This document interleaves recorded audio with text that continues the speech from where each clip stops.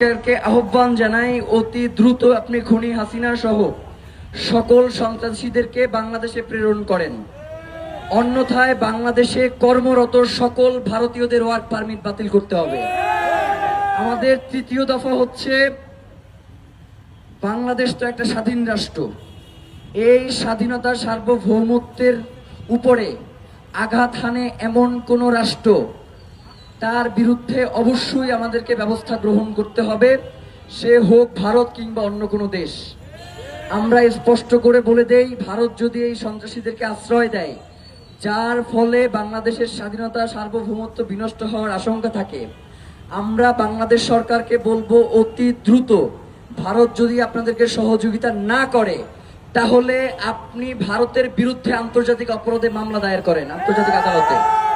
এবং আমাদের চতুর্থ দাবি হচ্ছে, এই আওয়ামী লীগ একদিনে আওয়ামী লীগ হয়ে ওঠে নাই।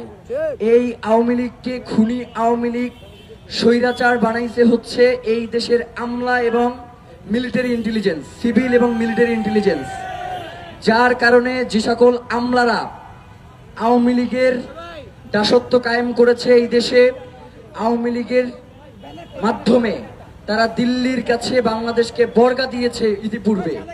আমরা অনুরোধ করব, এই সকল আমলা এবং মিলিটারি ইন্টেলিজেন্সের মধ্যে, আর্মি, ডিজিএফআই, এনএসআই এর মধ্যে যেই সকল আওয়ামী দোসররা রয়েছে, এদেরকে চিহ্নিত করে অতি দ্রুত বিচারের মুখোমুখি করতে হবে।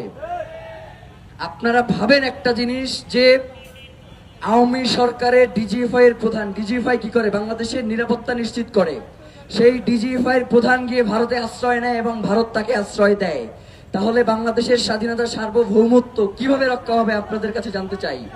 যার কারণে বাংলাদেশের স্বাধীনতার সার্বভৌমত্বের প্রয়োজনেই এই সকল সিভিল মিলিটারি ইন্টেলিজেন্সের মধ্যে ঘাপটি মেরে বসে থাকা আওয়ামী দোসরদেরকে অতি দ্রুত গ্রেফতার করতে হবে।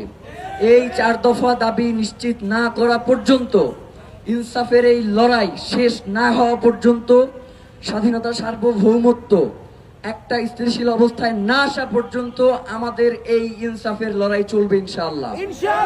আমরা সায়েন্স ল্যাব সহ বাংলাদেশের সকল জনগণকে আহ্বান জানাই যে আপনারা নিজ নিজ জায়গা থেকে আপনাদের বাংলাদেশের ব্যাপারে, বাংলাদেশের স্বাধীনতা সার্বভৌমত্বের ব্যাপারে সোচ্চার হন। এখনই যদি আমরা প্রতিরোধ গড়ে তুলতে না পারি, তাহলে অদূর ভবিষ্যতে এমন দিন আসতে পারে যেই দিন আমরা সচেতন হলেও কোনো কাজে আসবে না।